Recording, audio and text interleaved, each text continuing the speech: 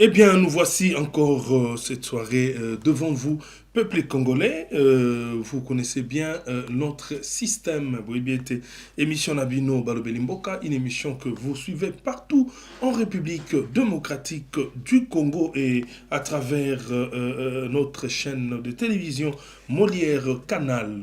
Vous le savez bien que à part Molière Canal Plus, Oignon Azali branché na Otozali Kobenga télévision en ligne, nouvelle tendance sur YouTube et toutes les plateformes. Vous écrivez juste nouvelle tendance TV. Hein, nous sommes en direct aussi là-bas.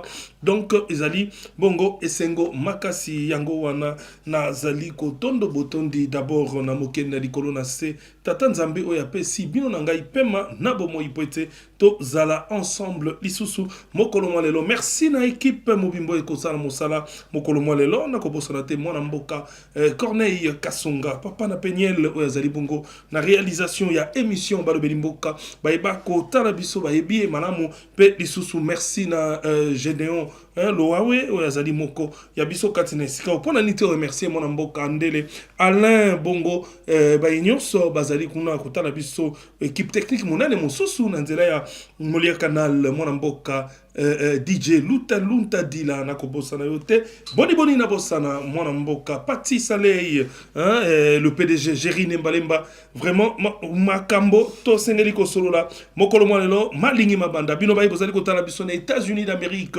Nakobosana Binote merci continuez avec cette confiance Bayi Bazali États-Unis na Canada Bandeko Bakotala Bisson na Suisse Bandeko Nyonso Bazali Kolanda Bisso Kuna Mosika na Mabele Tope na Mboka Lokola na France na kubosana biso binote mana mboka bakotala biso lisusu na Belgique mabele tope mboka oyo et Fandi Bongo la grande dame oya ko soutenir mission et madame Louise Nkoi bino baye bokozali partout na Mbandaka na Bumba na Businga bakongomani nyonso bakotala biso na Geme na Mongala bisika biso bongandanga na kubosana binote baye bakotala biso partout na Grand Équateur tout le ba mobimba poete ezali monene makasi baye bakotala biso na ngambo ya Congo central et sikapi bozali na ba problème kilikili tozali wana pona kosola na bino baye ya chela bandeko bazali kuna na Ntsanga Nord bandeko ya Boma na kobosana bino te baye nyonso bazali bongo kolanda émission ba lobelimboka Congo ezali mboka na biso esengeli tozala na bolingo na yango baye ya Sankuru bandeko nyonso na ngambo ya Sankuru bandeko ya Katakokombe na Loja na bosana bino te baye nyonso bazali na Kase oriental mais nzambe batela bino mubimba na ba kwa timuna na baye bazali na Chilenge baye baza utala biso wapi bongo na Miba na ville Miba bazali na c'est-à-dire bato nyonso na Kasai oriental Kasai occidental Chikapa bino nyonso Kongo leki monene bandeko bongo bazali na Kwilu bazali na bandeko ya Luila na Congo central Kwilu Maïndombe Kikwiti partout vraiment Zambia batela bino Congo ezali monene bandeko toko kokate kotanga nyonso nyonso eska zali na Okatanga na Lualaba par-ci par-là vraiment que Dieu vous bénisse na Lualaba na bosala kate ko remercier toujours baeba ko sala musala makasi kuna lokola mwana mboka le général Roger ici au commandant ya PNC ya Lualaba vraiment na ebité bakonzi ya la police bino baebozali na top. Donc, le commissariat général, vraiment, les alliés Sengomakasi, parce que la population, il y a l'Ouala Bazali, qui a un Sokotalisa.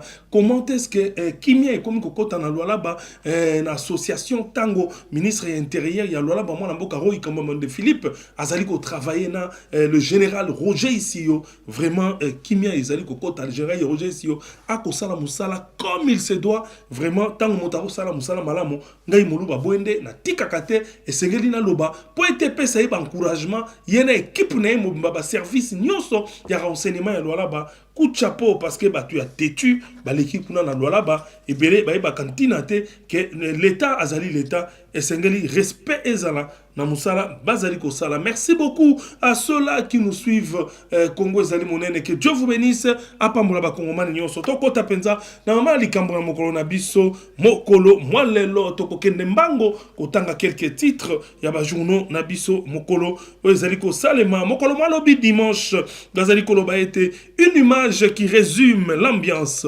La première dame, Denise Nyakeru Tshisekedi, immortalise son passage au milieu d'une foule de jeunes. C'est dimanche, à l'occasion de la 4e édition des VAR, du virtuel à la réalité, organisée à l'Académie des Beaux-Arts de Kinshasa. Une selfie de main levée est une jeunesse visiblement enthousiaste. L'instant trash avec le protocole habituel et place la proximité au cœur de l'image. La RDC Kinshasa VAR, l'an 2026. Torzalico continue la info balobiete. Une nouvelle semaine s'ouvre en République démocratique du Congo, avec plusieurs dossiers qui méritent d'être suivis au-delà de simples déclarations sécurité dans l'Est. Pression politique à Kinshasa, Ebola, démolition dans la capitale et distinction académique. Voici l'essentiel. Il y a mokolo, moi les lotos, toko sola penza, toko beta masolo. Il y a pression politique entre l'opposition et puis na majorité, les pression politique.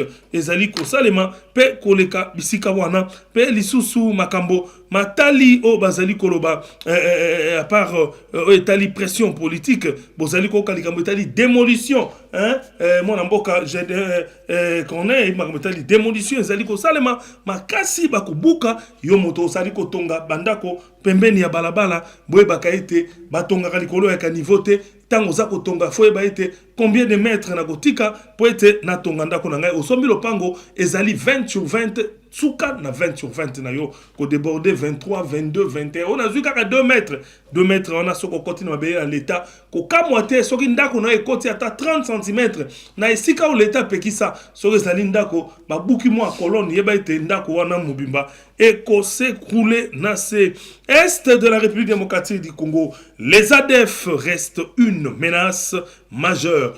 À l'ONU, la République démocratique du Congo remet la menace des ADF au centre des préoccupations.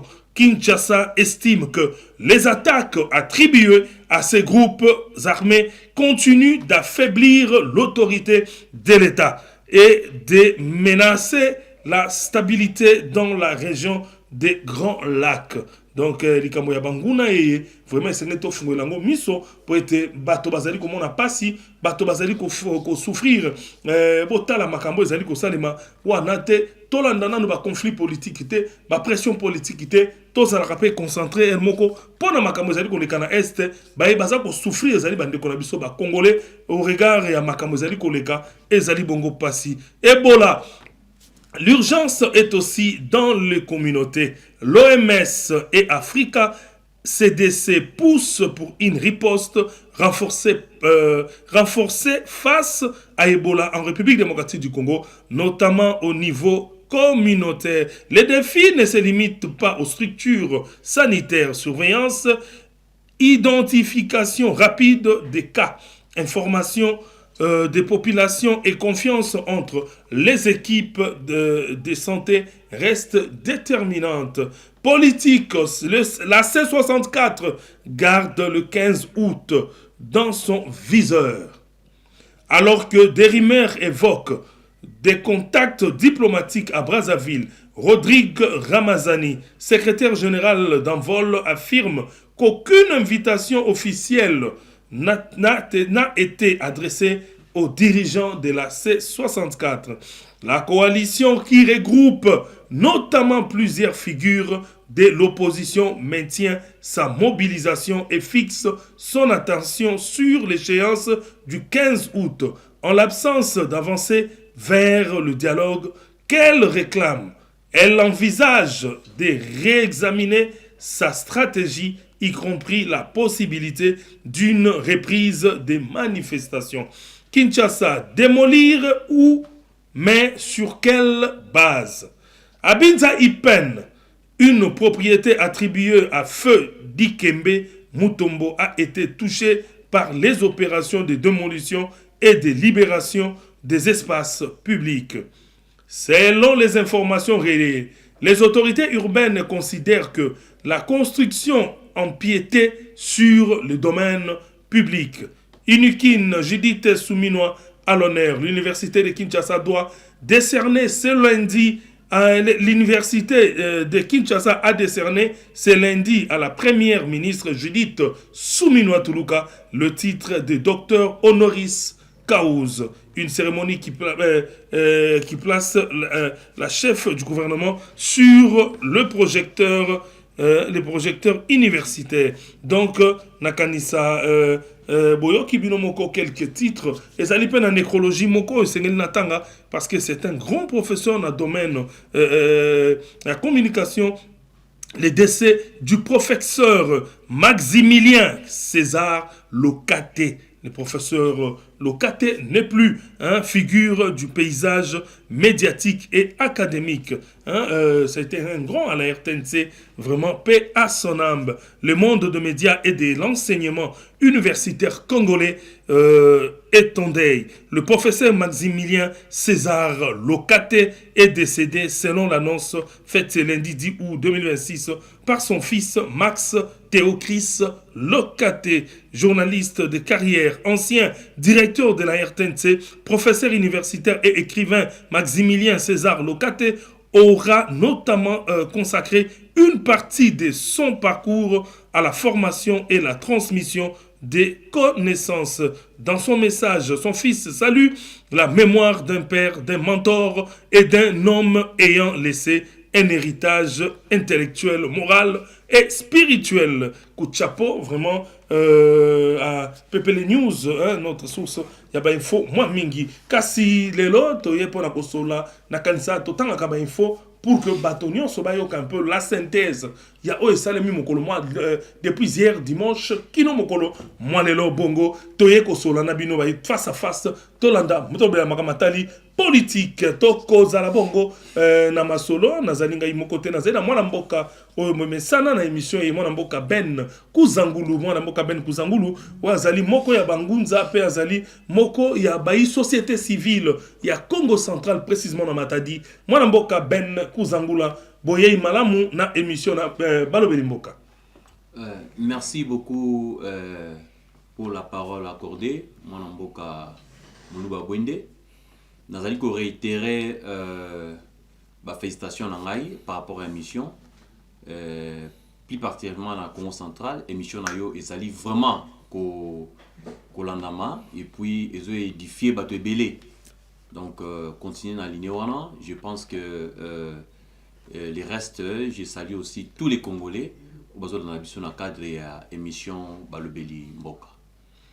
Ok, merci mon mboka Ben Kuzangulu toko solo la penza mingi batali politique nakaniso ki mo ba titre oyo to solo li mo ba titre ba info kasi mo mboka Ben Kuzangulu to kendana nu ngambo ya oyo ezali kotala Ebola vraiment likambo tozali komona yango maladie oyo penza ezali kotambola pe ko sala mo makambo mingi ko luka ko déranger to pe ko kotsa bato penza na mwa ba nungu ya mabe ebele mwana mboka Kuzangulu Ben yokoyi ko biso impact oyo Ebola ezali komema ya na kati ma ezali kotala commerce na biso lelo yo ba congolais mingi ba ko souffrir ba commerçant ba ko bimate biloko matitalo et puis impact mususu sur la vie sociale ya bato maladie o Ebola ebele bazo voyager pour voyager faut un document ba kozana Ebola te au sein de examen. Qu'est-ce que les gens pensent toi en tant que un analyste dans le domaine politique, que pensez-vous na biloko ezali koleka na etali maladie o ba ko benga ya virus Ebola? Merci beaucoup. Je pense que gestion sanitaire ya Congo ezali penza malamu te parce que omoni ba maladie wana Italie ba Ebola ba épidémie ba pandémie ezalaka ba prévention nango et nous avons des services qui sont habilités ya ko prévenir pour que maladie wana ait touché ba congolais te autour le bamwa wa que non et pénaliser ba te belé ba congolais belé fa ba voyager ba musu bazana maladie faut ba kene ko sala ba checking na bango tout ça. Mais ça pénalisé. Pourquoi? Parce que tu es au côté ça, népotisme, amateurisme, na kati ya ba service aux isalistes habilités ya ko sala ba riposte na ma metali ba épidémie. Je prends un exemple, il y a service, il y a PNHF. Service PNHF est dans la frontière nyonso ya Congo. bazamana pour que salaka ba désinfection ya ba biloko oyo ezali ekokota na kati ya Congo. Mais na kati ya service wana ekomi ba kotege ba koterie ekomi camaraderie koti na kati. Donc ba komi ko sala ngone tikaka eloko mo ekomi na mo ya famille. Na kati ya service wana ya une coordonnatrice ou atalaka mametali peine ya chef na ba frontière nyonso ya Congo. C'est une dame, mais par rapport ya ndenge azo la gestion na ye ezali malamu te. Pour votre information, elle a été suspendue dans le secrétariat général. Qui? Mais cette dame là, où il y a numéro 1 il y a PNHF. Où il y a la métal hygiène et frontières na ba frontière au Congo. Alors, elle a été suspendue par rapport à ba bevino ce zone avant Ebola et ya. Okay. Parce que le secrétariat général a montré que notre gestion les ali malamu te. OK. Alors, par notre grande surprise, ministre de la Santé a joué, a réhabilité sans pourtant à tout avis à secrétaire général. Or, le secrétaire général, c'est les services techniques. Le secrétaire général à la santé, c'est les services techniques où ils ont prévenu, alors, il y a un salarié qui fait confusion et les autres ont la province. Aux hommes Ebola et salami. Ce Ebola parce que le service ou il y a PNHF et zali efficacité. Donc ça dit que ça qu'on dans la frontière sans pourtant pas passer dans contrôle, dans examen Tout à fait. Et puis bah aussi na bato ba yibu musalade. Ba os mécanicien ba tindi kuna. Agesala musalani. Ali mbongo ya pamba. Donc faut que tia muto yo oyo asala musala yango. Donc yango moni et sali et pas si pour la biso. Donc mon sous ça li examen Ebola te azali wana lokwa la pesi moi quelque chose dans frontière batiki a côté pour la passoire. Nous sommes allés gérer na madame la directrice ou la PNHF. Yende a faut être efficace par rapport parce que hygiène wana eza comment mobimba et s'il faut identifier toutes les frontières. Tout ça la frontière est belée. Et j'ai pas d'abord dans biso dans Congo central. Nous avons plusieurs frontières. Oh ils que non, il faut tout tia mis na biso wana pour que tous na facilité ya ko riposter par rapport à l'épidémie wana. So neti boye sikoyo. Totozi ba restriction ebele na ba payer belé ba congolais bazo kendete. Natangeli yo ba msu bazana ba là il faut ba kende ba msu bazana ba oui, ça c'est vrai. Tout ça pénalise. Oui, ko zaloza ko bela maladie musu ezali Ebola te. Mais fait. tout ça tant ba ko sala ba examen ba résultat zo bima correct te moto ko ko rater pe traitement na libanda. Yango na ko senga na chef de l'état vraiment na sepela ki loko la convoquer ki réunion moko boye. Na yebi soko landa ki information ngo pour na makambo etali Ebola batala pena yango. Pour moi si il faut qu'on changer tous les coordonnateurs il y a PNHF ya Congo ba changer bango ba tia ba oyo bato bazala beso sala musala nyoso na ils ont pénalisé pour ba congolais. Des millions de congolais baza pénalisés na kati ya Congo. C'est pas normal. OK, nakanisa bisika biso bozali kolanda bino moko vraiment bino ba bozali ko sala na ba frontière na ba service ya hygiène sengeli penza bo tala modèle nini bokoyi ko luka ko gérer makambo wana parce que Congo na biso tozali ko kende mabe makambo mingi ezali koleka ezali malamu te sengeli tozala na confiance ya bayi bazali ko gérer mboka donc soko batio na frontière bon ça la kaba examen malamu moto azali malade et sengeli ko annoncer que moto songolo azali malade atako a fini au moins quelque chose et sengeli boye ba ke o bozali ko sala bozali ko boma République démocratique du Congo bato moye ba bimali banda mboka bazali te bato moye ba voyager ezali te bato moye ba sala misala kili ezali te et sengeli ete to ba ete mboka na biso ba malade oyo Ebola topé ma maladie mususu ezali bongo koya kobebisa mboka tala lelo to ba joueur na biso ba betaki ba les États-Unis il y avait pas de fanatiques et belé ba kendaki te pona makam matali Ebola pe lisusu ba nyonso bazali bisika biso kuna esengeli to linga mboka to ko zongela bongo invité na biso to ebana ko solola penza lisusu makambo o ezali koleka na kati ya République démocratique du Congo mwana moka Ben Kuzangulu makambo ezali koleka entre l'opposition na ba pression oyo opposition ezali kosala likambo etali le 15 août vraiment ma condition ali ebele oyo opposition pe azali kotelemela na makambo azali koleka na mboka yo ko ebisa biso bozali ko banga te bino ba société civile bozali ko banga te force oyo opposition azali na yango parce que na ebiete ozali na société civile mais ozaka pe proche ya gouvernement bon mekambe ko ebisa biso pression oyo il y a opposition ezali ko bangisa gouvernement te. La fois passée tout ça là qui émission na yo et Tolanda qui opposition à projeter qui marche ezaki le 7 il y a un mois passé et Simbagité projeter quand ezaki sur les 22 je pense si tout le monde qui bakenda qui na posa union africaine on nyonso o ba sola notre éviter tant balier et puis Tolanda qui le chef de l'État qui avait parlé à Nini Marmetali dialogue et je pense bayi opposition bazan obligation kaka ya ko solola nyonso ekozala kaka malamu surtout vendre sika moko to sololi makambo etali ba marché ba nini tout ça ezali ko plonger ba na biso ba ndeko na biso ba leki na biso na liwa wana ko résoudre la biso na lo moroté il faut to vanda ndenge biso to lobaka na Kongo na kinzonzi nde to lukaka ba solution. Alors makambo le 15 wana bon moi je pense que Mkonzambo Kazali c'est lui le garant de la nation, il sait comment est-ce qu'il a conduit Mboka. Je pense que nous sommes bien mais nazo pesa ka bayi opposition conseil que balanda makambo yo bazali ko zoate na ancien président Joseph Kabila parce que yende azalaki agent causal ya makambo tozomona lelo parce que Kabila akoki kosala eloko oyo lelo mais ezana ba effet nango après 10 ans. Donc azali mutu moko boye aza pena ya confiance cité. Alors ceux qui beaucoup nager na ye et tu vois ko tia sous population la souffrance parce que na minute oyo population de souffrir. Population de souffrir. Biso to va dans la population, tout le monde la population de souffrir.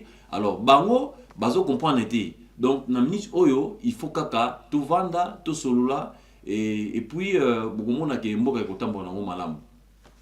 Vraiment mboka kotambola nango malamu ndenge ozali ko bamona mboka ben kuzangulu kasi tango ba pression ezali ko ya mingi ezali par rapport ya likambo tali inclusivité ya dialogue parce que tozali kuza koyoka il y a de ceux-là qui disent que dialogue est ko salama mona mboka ben kuzangulu bino ozali la société civile ba koloba été dialogue ezali penza ceux de l'opposition disent que le dialogue n'est pas vraiment inclusif. Ils disent que bozali ko boya bato mosusu kozala parce que bato bazali ko telema.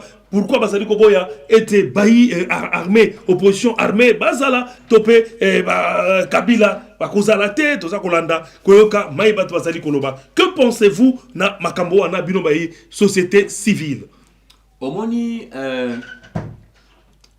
Makile ya Moutou ezali sacré. Tangu Toza Bakomole Bisonyonso, des pères et des mères Bisonyonso.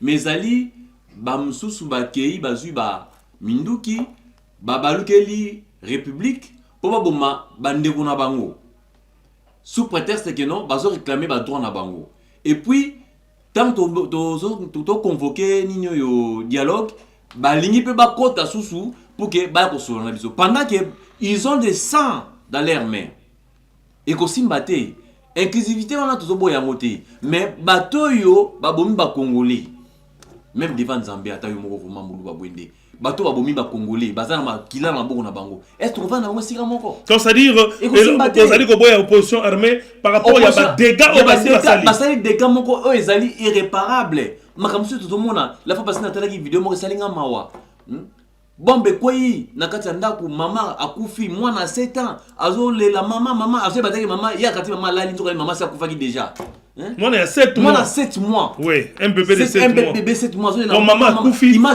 comprendre. Donc, ce que moi, on a conçu quand on dans la vie. Sur la colline, ma cantiwana, avec maman, no tala boy. Car même, bateau, on va avoir siga moko. Vraiment. Et ça, rapidement, malamouté. Donc, pour l'angaï, bateau, bazan makila, bakoy ko vendre na biso ata mukete. Même ata nzambe ko sepela na eloko wana te. Donc c'est à dire ceux qui ba y pouvoir bazali gouvernement zali ko boya ko yamba ba opposition armée c'est à cause ya ba dégâts causés. Tout à fait. Donc ça dit bateau bango nyonso ba bomi, ça dit ba dégâts oh ba sali irréparable donc ceux qui ba et puis les kamusu na zali koloba penza na ba nyonso bazali na opposition armée sengeli boye ba été makambo bozali ko sala lelo et sengeli boye ba que ezali gravé na mutu ya bakongomani nyonso parce que tout cela o batata na bango ba mama ba ndeko na bango ba kufi boye ba ete bakotika na kosepelaka na binote bozali kolula pouvoir c'est-à-dire à cause ya souci ya pouvoir o bino bozali na yango lelo yo bozali ko bebisa ba famille ya bato bobomi bonyokoli bato tout ça ça fait mal esengeli to zala ya solo na bolingo ya mboka soki to kolinga mboka na biso te ce n'est pas bon parce que tozali comme mboka na biso na libulu parce que kokoma bizaleli lelo soki ba yambi bino lelo soki ba zwi bino lelo soki ba kotisi bino na kati ya ba dialogue bozo mona teke ezali comme mabizali mabe moto nyonso okoma kaka soki ba boteli mo eloko na emuke soki ba buki ndako na po atongaki yango bisika ko ezali inapproprié mutu ana kotomboka komi pe rebelle soki ba sali kaka mutu ba pimeli fonction ba nommer ministre te lobi ya koluka koma na ye rebelle donc yango wana ezali ko salema kasi bino attaque société civile conseil ni bozali ko pesa topé bozali ko mona est-ce que dialogue sur Salemi sans Batouana, sans Joseph Kabila, dialogue sur Salemi sans opposition armée. Quand je parle de Joseph Kabila, nous voyons sauvons le Congo. Yebisa biso, est-ce que Bato, Bako, Kimia Koko Tanamboka, ce qui dialogue Salemi sans opposition armée, est-ce que Bako Libe, Bako Tika, Bitumbeska Bazali, Toto Bandako vivre Kaka, Nakatia Bitumbaye, Ezako Salem. Congo Ezali Mboka, il y a en cette révision Simon Kimbango. Ezali na bilaka ebele Congo tozomona oyo ndenge na pesaka yoko ndakisa la fois passée ya émission de sala liboso na biso ki mboka etambolaka na biloko mibale to na spiritualité to pe na pouvoir ba oyo ba sala biloko wana na este wana ba yeba yango ke ata ba koti na dialogue te mais ndenge ba kotika minduki wana ba comprendre te ndenge ba kotika minduki wana pe ba kolunga na este wana ba comprendre te mboka oyo ezali mboka Simon Kimbangu soki mokonza mboka azo reconnaître combat ya papa Simon Kimbangu oyo abundaki avant même kutu bakwame kuma baloba avant même babulumu baloba avant même bakasavu baloba ye aloba ngo déjà na mindele ke mboka oyo indépendance ekosala soki oyebite babulumu bazaki inspiré na prophète Kimbangu parce qu'à l'époque les blancs ne savaient pas comment est-ce que à cet âge ici ce monsieur a raisonné ma bloc à l'indépendance. Il était inspiré par Dieu. Alors lelo tozali komona signaux positifs na mokonza mboka oyo azali kosala premièrement d'abord journée ya liti ya papa Simon Kimbangu a comme si yango journée chômé et payé et ça déjà signal moko ya makasi. Et puis, Tolanda, message, il y a ministre, vice-premier ministre et intérieur, M. Chabani, a lui que non, va convoquer extraordinaire la Congo centrale pour que va reconnaître Kamba comme ville sainte. Et ça va signer. Et ça mukolo ezali ke bato bazana SR eloko kimsa ngo donc bokom là bokom isko confiance na ezali ko la spiritualité donc très spiritualité be ngana bango et ko be ngana bango eloko moni tant tozwa indépendance nani eba to indépendance jour wana ezalaki indépendance mo de fait parce que ezalaki mukolo oyo ba koko na so babiki no cette fois-ci lelo to libérer bino c'est ça ya ko pe ko sala na est mukolo ba lo kuna oyeba te. Parce que le Congo a vocation spirituelle. Et le chef de l'État, Félix Antoine Tshisekedi Tshilombo, ayebi yango. Donc pour atteindre sa moka oyo, il faut avoir des tendances. Tendance physique, non tendance spirituelle. Mais l'église kimbangiste, c'est bien, c'est une grande église. Mais oyo penza lelo yo to zali nga penza na zali na sepelaka te tango nakoma komona lelo bayi église kimbangiste oyo bazali penza na lignée ya mwana mboka oyo abunda pona mboka ya spiritualité mangota spiritualité mwana mboka mfumu Kimbangu lelo tango namonaka ke église kimbangiste ezali bakabwana bao bakomibenga koto mokoto koto centre koto nini donc moi ba conflit wana vraiment ngai na senga kaite sengeli baza unité sengeli zonga sengeli bazo bazonga ensemble pour que basala musala lolenge et longobani parce que ce n'est pas vraiment bon ndenge bazalaka yako kabwana. Là je profite pour saluer mon mboka Mwanda hein oyo azali awa na Kisasa oyo ndeko ya église Kimbangiste oyo azalaka na Paris na ko inviter ye pe toeba kosolola mai mazali ko leka kuna na kati ya église Kimbangiste parce qu'il y a des conflits oyo lelo bato ba benga ngai balobi ete mulu babwende église monene loko l'église Kimbangiste bakoyi kozala toyi kozalaka na ba conflité esengeli bazala malamu po ete etambola pe malamu kasi bandeko vraiment o nyonso bazala na église Kimbangiste il faut bosala ka libondeli nzambe ya mfumu Kimbangu ayeba na kosunga po ete bo zonga na unité hein merci na mwana mboka Mwanda Lumbu na kosala na yo penza un jour na plateau pona kosola yango toki mambango to solo no mwa ko betaki solo ya maimazali kotala convocation ya plénière extraordinaire na Congo central likambo ya Congo central oyo pe ezali ko lekela pe ko sala pasi toujours likambo ya ba conflit entre na kati assemblée provinciale il y a conflit gouverneur ya Congo central apparemment na kati ya conflit wana est-ce que mon mboka Grace Bilolo azali parmi ba auteurs est-ce qu'il est parmi les auteurs il y a conflit ezali na kati assemblée provinciale oyo parce que convocation il y a plénière extraordinaire et ko sala mandenge nini au moment où mon mboka Mantezolo oyo bazongisaki na cour constitutionnelle jusque là azali yemoko a fonctionner na bureau nini na plénière extraordinaire et puis pourquoi ça ko sala maté bon vice-premier ministre son excellence Jacquemaine Chabani a auto ça le message phonique à la minité ou a signé na mwana mboka Mantezolo ou azali dans un premier temps président de l'Assemblée provinciale en attendant tous les arrêts il y a cour constitutionnel ou il y a erreur matérielle ou mwana mboka président de Tswami Kotsaki alors atindaki bango basala na formani parce que na requête ou yé mwana mboka Mantezolo Kotsaki na cour constitutionnelle ezaki requête individuelle et requête wana soko tali esprit nango azalaki ne réhabilité yemoko il n'était pas requête oyo pour consoler ça les zong ça mwana mboka Mantezolo bazong ça yemoko soko otangi arewana au moins parce que le comité que non réhabilité bureau tout ça bati ba vice président na bati bati on a parlé de Mantezolo comme un individu alors mais intelligent qu'il est le vice-premier ministre M. Jacquemaine Chabani, place Nazali, on c'est moté. Ayebsaki Mantezolo boy. Bozonga. Yo le rôle réhabilité. Mais vous devez travailler avec les membres, les anciens membres du bureau honorable Tswami. Donc c'est-à-dire tant bazongi si moi na mboka Mantezolo na cour constitutionnelle.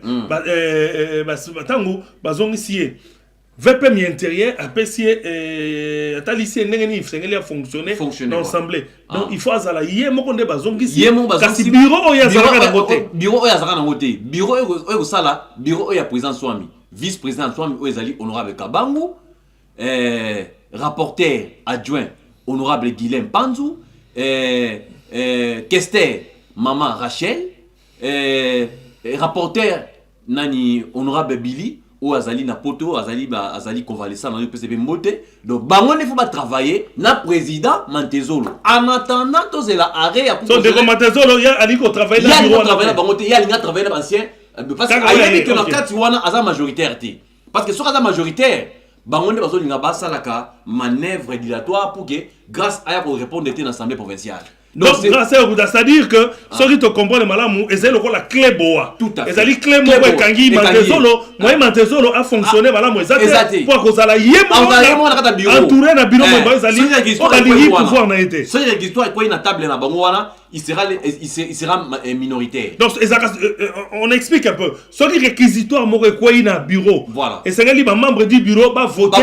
Ceux qui va saler les ou pas. Ceux qui va net na période de vacances boy. Réquisitoire ne pas réquisitoire ils ont la table ils ont des réquisitoires il y a cour de compte na où il y a procureur on va convoquer gouverneur on va livrer gouverneur à s'expliquer la justice par rapport à fait où ils a na charge na mais si quoi na format tout ça là oyo Mantezolo tala que ceux qui toquer la format oyo bavotaka bango 5 les 5 membres bavotaka il risque que azala yebo donc bazana na pas de vacances parlementaires. OK donc on a la session extraordinaire donc ba se réunir kaka bureau c'est extraordinaire ba réunir na ba député nyonso OK pour ba analyser par rapport ya makambo tali ville sainte oyo ya Kamba. OK on les a pour la ville sainte ya Kamba mais ce qui est réquisitoire est natanga nini ya vacances parlementaires donc les bureaux celles décident les 5 membres là. Donc pour la livrer pour la grâce bilolo.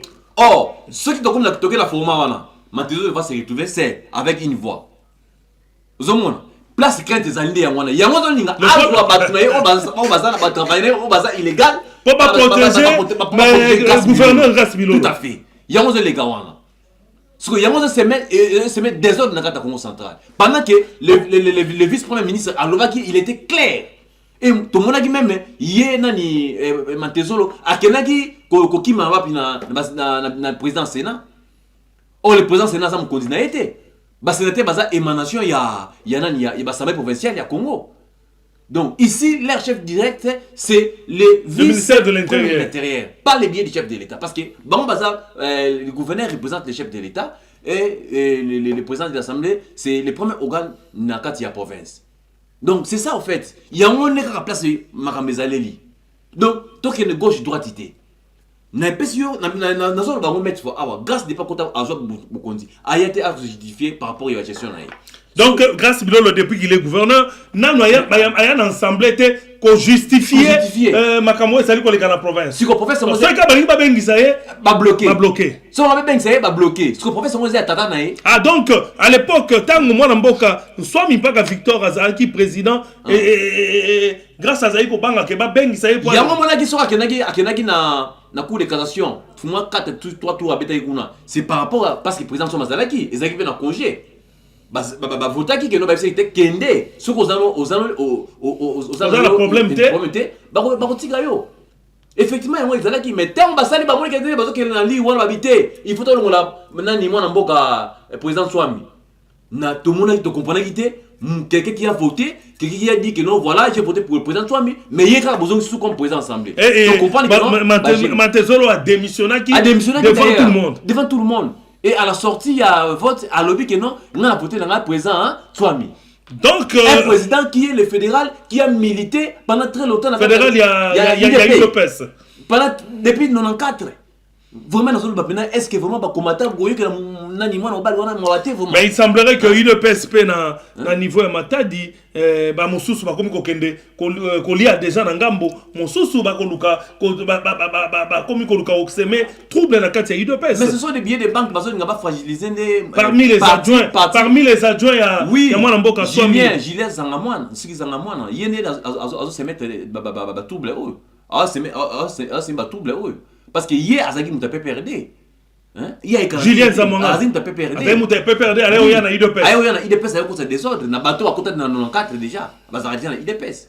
Tant pour ça mazo souffrir na ba combattant. Tout le monde a biso moko. Nous étions encore des petits. Tout temps na ba classe na matai do monde na présenter ninga azo souffrir na ba. Donc est-ce que ba bikondia IDPS a on ba yebi yangote.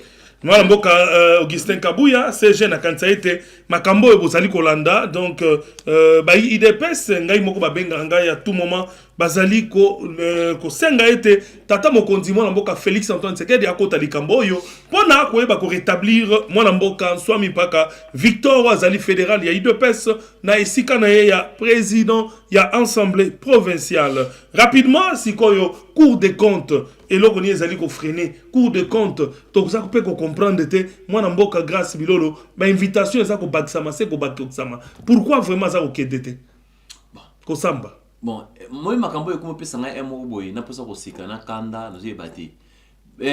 Ba ipsa nga ki no grâce à ça juriste. Ba ipsa nga grâce à juriste il a fait les droits. Nga na un bon juriste à qui m'a appris toi. À qui m'a appris toi. Mais nous comprenons que yé azana na charge dans la province. D'ailleurs, comme c'est un juriste, azaki mutumo fa affronter mibeko loi facilement. Parce que Aébi, comment est-ce qu'il a qu'on s'en sortir? Mais ils ont comme ça, cour des comptes. Cour des comptes. Où ils allaient, juridiction, mokoya mounene na kata mboka na biso. et bénéficié 3 fois. Première fois, a y été. Deuxième fois, a y été. Le pire encore, 3e fois, Ezaki le 6. Le 6, wana, y a provoqué voyage à Kenaïna, territoire na Tchéla. Donc, c'est comme si cours de compte. C'est comme si il a bafoué même la justice. Vraiment. Nous sommes dans un état de droit, mais je ne sais pas qui est derrière ce monsieur Grace Bilolo. Je ne sais pas pourquoi. Qui est derrière ce monsieur? Donc il n'a pas peur. Il y a un vice-président. Il y a justice. Il y a un vice-président dans ce pays. Ou soit nous avons seulement un seul président. Non, c'est pas grave. C'est déplorable au Mamdom, dans la Congo centrale. 3 invitations. Il y a coup de compte. À bafouer. La 3e coup de la vie, na roya coup de na kenanga osala musala na kuna. Tolingi ba boykaté na politique. Tolingi ba boykaté. Il a si a yebi gaza na problème té. Aya na coup de compte. Le gouverneur Maniema a kenakit. Hein? Ezalaki même retransmis en direct na télévision. Tout est là qui. Mais il a peur pourquoi? C'est par là que le gouverneur était compétent. Parce que n'a pas été à la langue nini, na coup de compte. Surtout babaki la langue dans quel sens? Mais langue officielle, non, ils ont la carte le français, ouais. Le français, c'est la langue officielle. C'est par là qu'il va se défendre. Il va se défendre. Donc par là, tu veux me dire que moi, Namboka. Il y a un qui me répète. Il y a un qui me là. Parce que des habitants ont expliqué secteur par secteur. Mais tout le monde a mbungi répète à Makuna. C'est le même jour où on va se suspendre pour tout ce qui habité. Et il fait ça exprès. Comme ça, moi, Mboka, nani, ministre intérieur, Azwa, nani, Mibekopo, va se suspendre. On n'échappe pas à la justice. Tu es bien été attaqué à Keïté, Molili ate Umeli, Tongo, Eko, Tana. Toujours yango wana esengeli ba gouverneur esika bozali na ba province esengeli boye bakaete mbongo oyo bozali kolia mbongo bozali ko détourner ba gouverneur de partout esika bozali tango ba recette ya ville ezali kokota boye bakake esengeli bo salela yango lolenge elongo bani bo sala ba taxe o bozali ko zala maboko ya ba population ba taxe oyo bato bako futa misolo wana ezalaka pona bino kaka te bo balela basi ezali kaka pona bino te bo kende ko somba bandako to mituka kasi faut penser aussi na population oyo azali simanabino. Le peuple souffre, le peuple a besoin d'une bonne vie, le peuple veut aussi kozala bisika kozala na vie moko normal. Ezate ozali gouverneur musala no ezali soko zimbongo toki ozi okabol na baninga na yo ozi misolo ya mboka ozi yango bani ko somba bandako ezali malamu te moi si ko bala basi ko somba bandako ezala na misolo na bino na kati ya basaleur na bino bandeko bazali ko souffrir makasi. Likambo ezali kota la fonction publique na yokaki biso nyonso bato bazali ko benga ngai moluba bwende tala yasa. Likambo yo toyoki ya pon sengelaki ba mécaniser bato ya sika vraiment na kosala tout na mon ministre na kotsaki déjà demande ya ko rencontrer le VPM ya fonction publique pour na koyeba kozwa ba précision pour ba kongomani bazali kolela likambo etali mécanisation ba mususu banda bazwa matricule asali 10 ans na matricule azwa na mbongo te parce qu'il n'est pas mécanisé. Donc biloko wana ezali ko sala pasi vraiment moi namboka ben un commentaire sur ces sujets parce que comment mutu akoyi ko zala mususu ba pesa azwa matricule il y a 20 ans 10 ans mazwaka salaire te mais bato mususu bazali wana ba ko nginda na mbongo ya leta comment mutu akoki ko zala une nouvelle unité asali 20 ans 30 ans carrière azalaka nouvelle unité ba pesa ka matricule te ba mafia ne ko salama na niveau nini vraiment mbo na biso ezali ko beba makasi tozonga muke sima natango ya Mobutu soki comme on écoute na listing donc osa mécanisé. Quand on dit mécanisé donc osa déjà na kati ya budget donc batwala ba NP non payé ba NI nouvelle unité donc ba côté na kata liste de paye ça déjà mécanisé mbongo na bango ebimaka mais esukaka quelque part. Il y a tout un circuit, il y a bato baliaka mbongo wana. Il y a tout un circuit, il y a bato baliaka mbongo wana. Donc, bako lia mbongo wango, mais pendant 5 ans. Pendant 5 ans, baliaka mbongo, mais mutu, ayebi ke comme on est dans la carte listing. Comment ça fait que non mutu comme na kata listing mais zo rambo monter. Et ça l'a raté. Donc mboka na biso oyo ezosenga mambe belé il faut to ça na to que non la réforme. Donc secteur par secteur il faut ba réforme et ça et audit il y a tout moment il faut et ça la maka parce que ba musu bazo tonga bandako awa net na niveau ya Kinshasa awa ezo bima loka ba champignon na mboka mito abatu au moins na mutu moko alors ça maintenant à 50 personnes oh il y a un salaire chaque mois et puis pas toi parce que dans la province on a besoin comme le mango ba yebi ko baser la salaire mais hier et puis vous allez trouver au moins un jeune de 22 ans, 23 ans, à ça comme chef de division dans la société, dans l'entreprise publique, à soi qui diplôme. Quel âge? À 22 ans, 23 ans, on comme directeur, on comme chef de division, attends chef de bureau, on comme ma procédure des AEBL. Vu l'âge et tout ça. On a dit, bateau, papa Nazaraka directeur, a commis ça déjà, moi, on a 13 ans, on a 12 ans déjà côté fonction publique. Et ça l'a raté. Yango nazali koyokela mkonda mboka vraiment mawa, il faut prier beaucoup pour lui pour que aille ba ko se monter makambo nyonso parce qu'il est seul. Alors bisonné population, il faut to sungaye. Parce que ceux qui sont na bato malamu te pemena naye ba ko sungaye te. Et nyonso ko zonga na mutu na ye. Et pourtant, yé a la volonté politique, a la volonté ya au moment qui ta masala qui descente na je pense dans na Tchangu où ya gangela qui ministre ya mais moi namboka nani Daniel Bumba. OK. Nabosani c'est exactement na Tchangu bien na Zandu, c'est na Zandu. Vous sentez que non, le chef d'État était vraiment fâché. Ngai na sepla na comment ça fait que mutala ba charge belé bon pesa sous ba kanda ndengwana. C'est toute une institution. À cause na ba kanda ndengwana te. Donc il doit avoir de bons collaborateurs. Bato bazana ki moyibité. Tala kinde komia mona mboka na yebisa o ngana sa côté ya Selembao to na tango o to na tanga elanga mais ce que na Selembao à partir ya Selembao o mati o ke kota prison mai na mai non ba mai ngo so bota ma bisike bele o mona mbule beti te mama kaka me tondi mai on l'a dit bien encore comme personne comme au baby déjà mais non c'est ce que je voulais dire il y a une démolition il faut ça la descente na Selemba wana mais beaucoup mais ça ko ya Selemba on a été à sala ka nini yango no moni ba démolition bazali ko sala ezali ko salema merci na mona mboka Léon Mulumba et sengeli bo continuer biso moko ba congolais toza ko bondela pona bino ata ko baina ba mbasu baina ba maladie ndenge na ndenge nzamba ko batela yo parce que ozali ko sala musala oyo ezali correct devant les gens donc ba démolition baza ko buka bandako na balabala parce que ça na bato musu batonga bandako ndako na ezali kolo ya ba tiwa minene ba egu ya mai ba caniveau minene mais ya kanga esika wana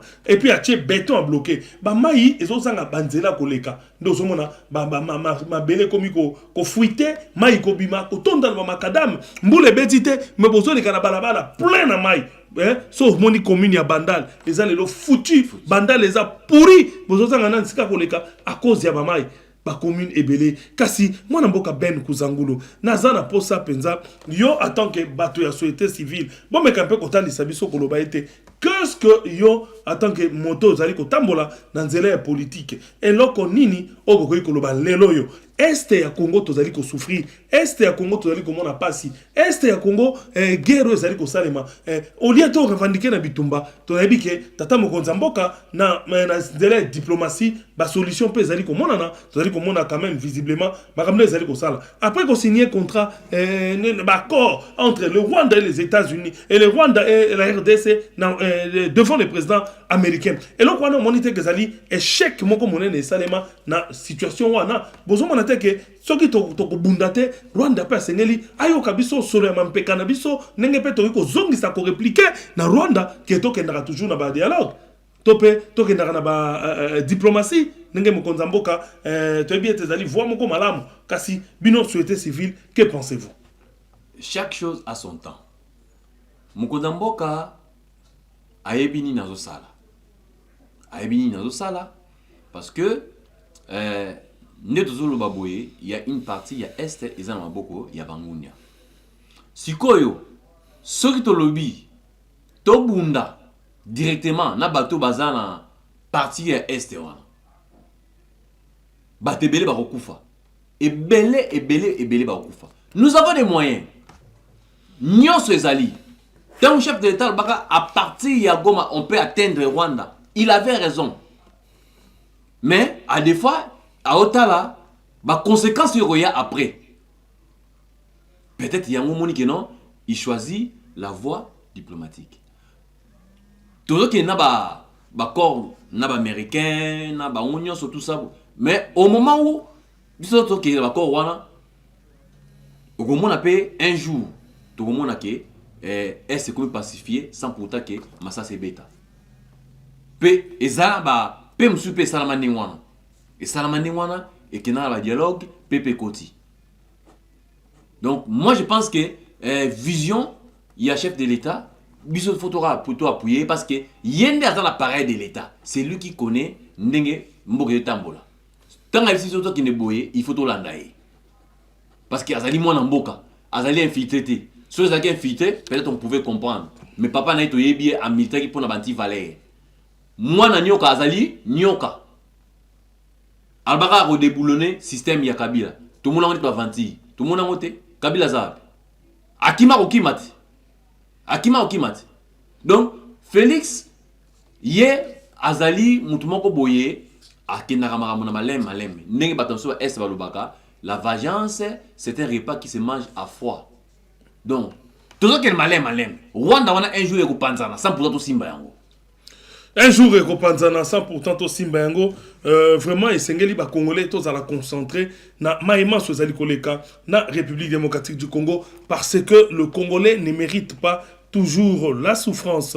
Les Congolais ne méritent pas toujours betaye, baniokolaye, parce que ndene ebeli peuple congolais capable ce qu'il est là autorisé penza que mukamate na moto nyonso tokota na Rwanda wana un jour ekosalema ndenge mwana mboka Ben Kuzangulu azali koloba kasi mwana mboka Ben Kuzangulu. Moi, un mot un peu sur la loi référendaire. Est-ce que c'est prioritaire, loi référendaire, oyo, ma kambo yonde, ça dit créer un problème, ma cassina bayi opposition. Est-ce que, comme ça, la mangobetali, loi référendaire, et nandenge, et les kakina, ezaki recevable, ma kamnyon so eleki, na cour constitutionnelle, ezali comme ça, la passi, na ba opposant. Est-ce que ezali prioritaire, qu'il faut que non, membre de la constitution, ezali na nous, posant la priorité ba singa babi molu ba bonne posant la priorité belé le col par exemple kosili sa guerre ya est ko ndela makam mosusu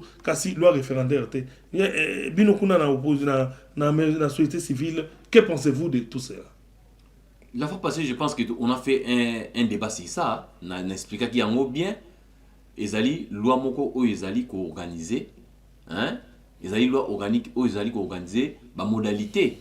Oui, ceux qui m'ont convoqué Amérique ont convoqué référendum, il y a la boussole na biso.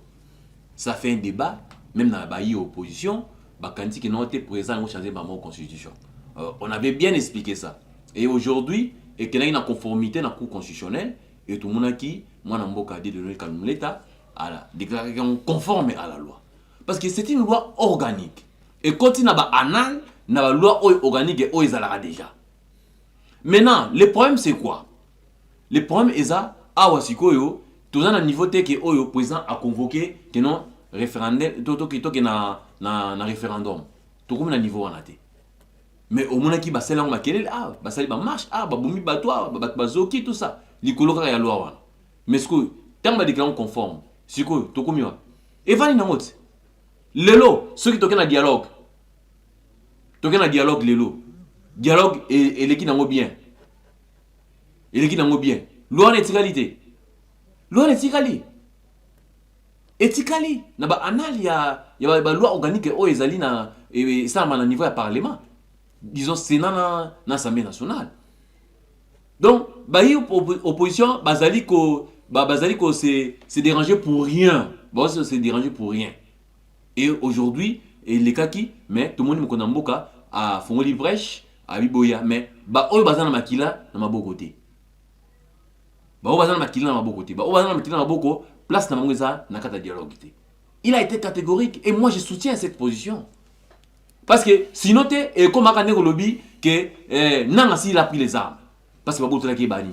babotelé bakari minier le bisu ngapela tongelo na mo place wana ba ko buka ngo bona CPT na ki na simi na ki na simi ba komo donc c'est comme si la rébellion comme humilié ba frustré voilà on so aza frustré bazwa ka moi eloko to mais bo wele na moto mwasi akomi na rebelle vraiment alsiko so to continue mentalité wana et comment mutu nyoso mboka ekozana so exasu na et puis ba yebi keno ba kokende dialogue so union secondaire yebi to kokende dialogue to ko ba reçoit biso to ko sala message brassage position wana président de la république nga nazali ngunza position wana il faut président de la république atingama na position wana du fait que yé à reconnaître déjà combat ya Simon Kimbangu parce que Simon Kimbangu yé na juste indépendance na mboka oyo.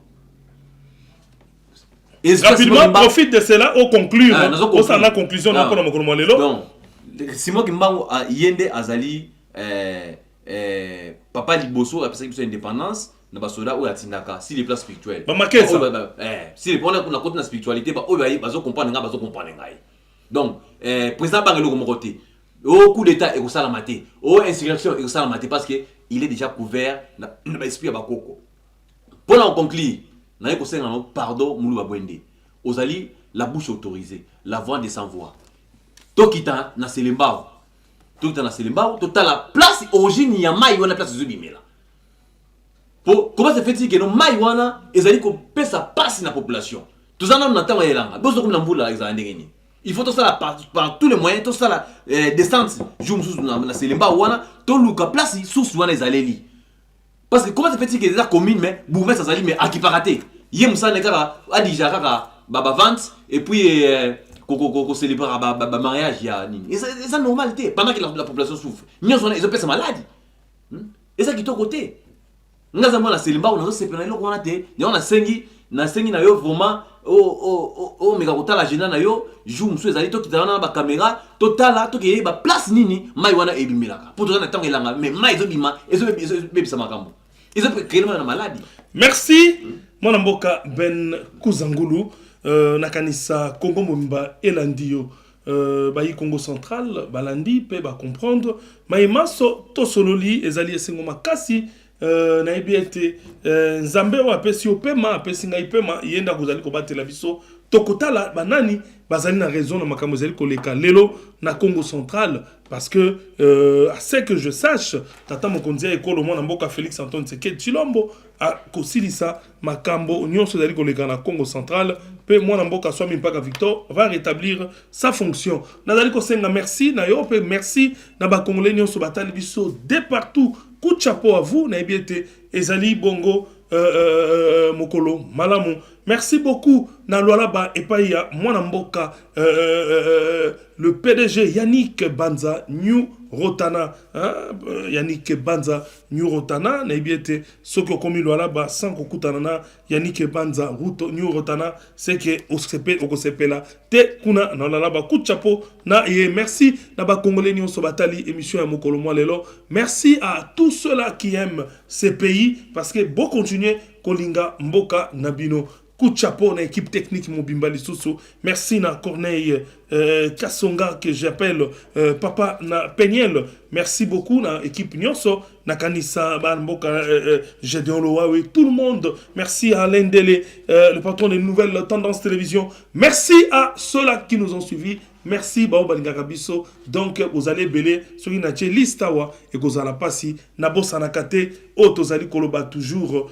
Oyo nyonso lingaka luxe olingi véhicule de luxe véhicule ya sika ezala badon du Koweït toute marque tokuta na bongo na Mwati Motors chez Savane Mwati mwana mboka ya solo oyo atekaka ba véhicule sans retour au lieu kene na Dubaï ozwa véhicule triqué véhicule o basi ba bebisa véhicule ba changer moteur accidenté yaka kosomba awana Kinshasa na Mwati Motors ezali bongo na boulevard epai kaka na rond-point Sosimat wana en diagonale na l'entreprise Sosimat okokuta batie ba mituka de luxe ezali wana Kota Luka Mwati Motors okosepela. Coup de chapeau à vous, que Dieu bénisse la République démocratique du Congo. Merci à tous les Congolais. On se revoit à la prochaine.